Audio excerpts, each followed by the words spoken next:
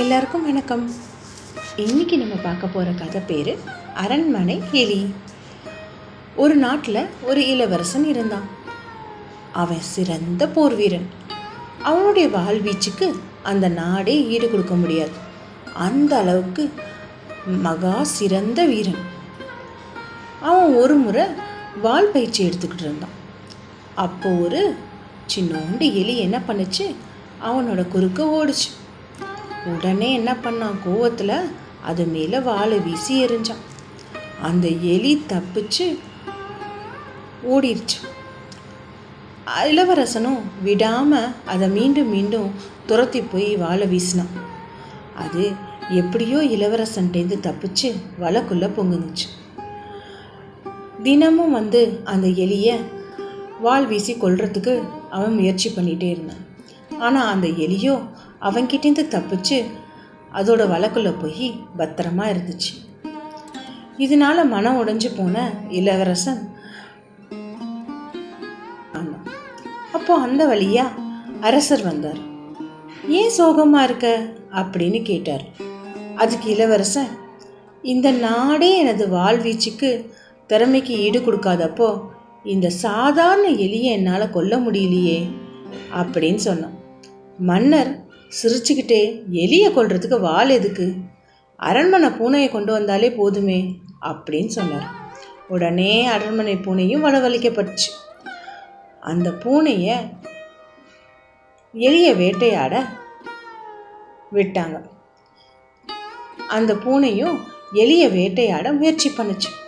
ஆனால் அந்த எலி அரண்மனை பூனைக்கிட்டேருந்து ரொம்ப எளிதாக தப்பிச்சு போய் அரசர் முன்னாடியும் இளவரசர் முன்னாடியும் ஓடி அதோட வலைக்கு போய் ஒளிஞ்சிக்கிச்சு.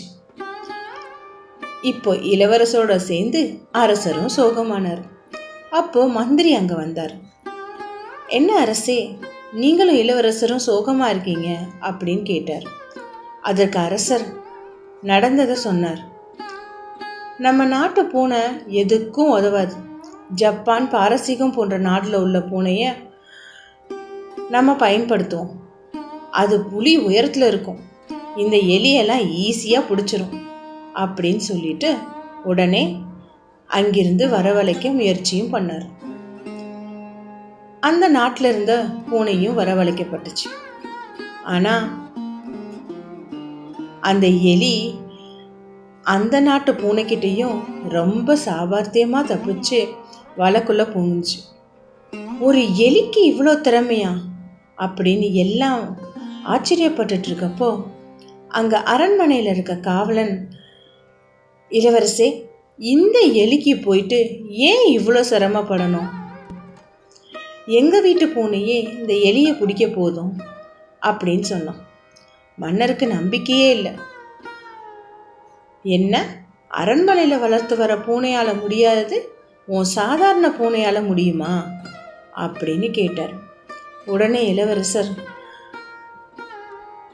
எடுத்துட்டு வா உன் பூனைய, பார்ப்போம் அது என்னதான் பண்ணுதுன்னு அப்படின்னு சொல்லி காவலனுக்கு உத்தரவு போட்டார். வீட்டுக்கு போயிட்டு பூனையை எடுத்துட்டு வந்தோம். அந்த பூனை அந்த எலியை ஒரே தாவல்ல லபக்குன்னு பிடிச்சி சாப்பிட்டுருச்சு. இதை பார்த்த இளவரசருக்கும் அரசருக்கும் பெருத்த ஆச்சரியம். என்ன அதிசயம் அது, ஜப்பான், பாரசீகம் அரண்மனையில் வளர்த்த பூனையால் கூட முடியாது. அதுங்களுக்கு இல்லாத திறமை இந்த சாதாரண பூனைக்கு எப்படி வந்துச்சு, இது எப்படி சாத்தியம், என்ன பயிற்சி கொடுத்து உன் பூனையை வளர்க்குற அப்படின்னு ஆச்சரியப்பட்டுட்டே கேள்விகளை அடுக்க தொடங்கினார்.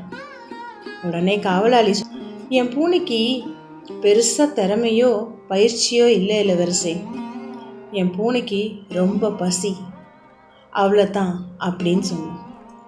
உடனே இளவரசருக்கு பளீர்னு யாரோ அரைஞ்ச மாதிரி இருந்தது. அரண்மனைக்குள்ள பூனைகள் நன்கு சாப்பிட்டு கொழுத்திருப்பதுனால அதுக்கு பசினா என்னன்னே தெரியல. அதனால அது கண்டிப்பாக எலியை பிடிக்க வாய்ப்பே இல்லை. அவனுக்கும் எந்த ஒரு வேலையும் வெற்றிகரமாக செய்து முடிக்கணும்னா முதல்ல அதை பற்றியான பசியும் தேடலும் இருக்கணுன்றது இந்த ஒரு சின்ன விஷயத்தில் புரிஞ்சுது. பசியும் தேடலும் எங்கே இருக்கோ அந்த இடத்துல அந்த காரியம் கச்சிதமாக முடிக்க முடியும். அவனும் தேசாந்திரம் கிளம்பி போய் பசியும் தேடலும் நிறைய விஷயம் கற்றுக்க ஆரம்பித்தான். நன்றி.